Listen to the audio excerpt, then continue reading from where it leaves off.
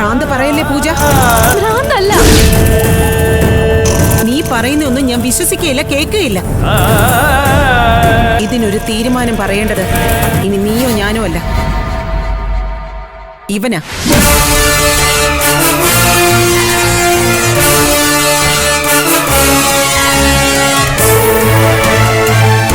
നിന്റെ കഴുത്തിൽ താലി കെട്ടിയ നിന്റെ ഭർത്താവ് ഇവൻ സമ്മതിച്ച ഞാൻ നിന്റെ കൂടെ നിൽക്കാം.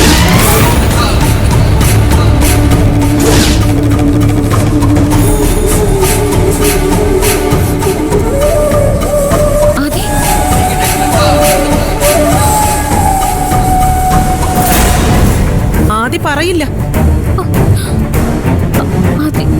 ആദിന്നല്ല, ആണായി ഭൂമിയിൽ പിറന്ന ഒരുത്തനും നിന്റെ ഈ വട്ടിന് കൂട്ടു നിൽക്കില്ല. സ്വന്തം പൗരുഷം പണയപ്പെടുത്തി സ്വന്തം ജീവിതം നഷ്ടപ്പെടുത്തി ഇനിയും ഇവൻ നിന്റെ കാവൽക്കാരനായി നാണം കെട്ട് ജീവിക്കണമെന്നാണോ നീ പറയുന്നത്? ഈ ഭൂലോകത്ത് ഇന്ന് വരെ ആരും കേൾക്കാത്ത ഒരു പ്രണയത്തിന്റെ പേരും പറഞ്ഞ് അങ്ങനെ ഒരു തീരുമാനം ഇവൻ എടുത്താൽ അതിവന്റെ വിധി. എന്ത് വേണമെന്ന് നീ ആലോചിക്കും. നന്നായിട്ട്, വളരെ നന്നായിട്ട് ആലോചിക്കും. എന്നിട്ട് അമ്മയെ വിളിച്ച് പറഞ്ഞാ മതി.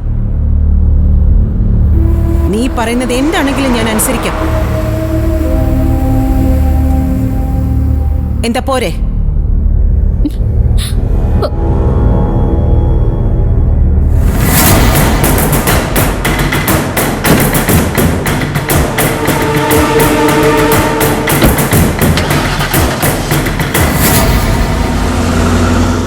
തനിക്ക് വാ തുറന്നു പറയായിരുന്നില്ലേ അത് ആമ ചേച്ചിയുടെ കുഞ്ഞല്ല എന്റെ കുഞ്ഞാന്ന്?